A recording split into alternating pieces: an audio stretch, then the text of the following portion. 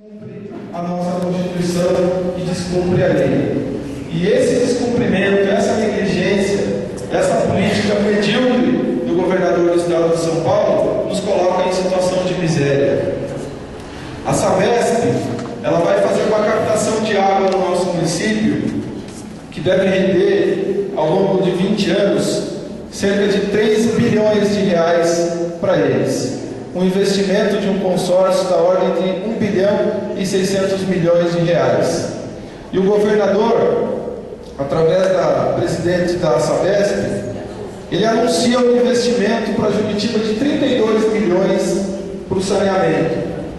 Ele só esqueceu de dizer que esse investimento é para eles não aumentarem a vergonha deles diante da nossa cidade. Porque imagina o estado vexatório desse governador em vir captar água da nossa cidade para abastecer Barueri, sendo que em Juquitiba, no Barnabés falta água, no Justino falta água, nos Padeiros falta água, na Senhorinha falta água, em diversos bairros faltam água. E nós, a nossa água servindo, o serviço da nossa água sendo vendido pela Sabesp para esses municípios já desenvolvidos da região metropolitana de São Paulo. Então esse investimento de 32 milhões de reais é mais um exemplo da mediocridade da política do governador Geraldo Alckmin com Juquitiba, porque a cada 4 anos eles nos trazem migalhas para que possam justificar essa postura vergonhosa deles.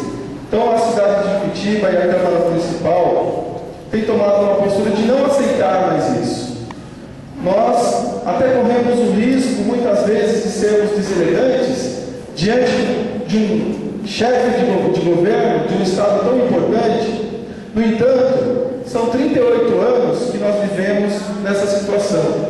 E se não enfrentarmos isso, se cada cidadão de Juquitiba não entender a importância da compensação financeira para a nossa cidade, nós vamos continuar nos degladiando entre governos que passam, entre governos que estão, entre Câmara e governo, entre sociedade e Câmara. Vamos ficar nos culpando até o momento em que a nossa cidade chegar no caos, porque nós caminhamos para isso. Nós vemos a saúde de Juquitiba como está difícil, nós vemos a questão do transporte e diversas outras. Então eu quero, para finalizar, dizer que a Câmara está empenhada na compensação financeira e essa compensação financeira eu tenho certeza que vai possibilitar para nós atendermos melhor as nossas crianças e os nossos adolescentes, oferecendo perspectivas de vida, emprego, saúde, esporte, lazer e segurança.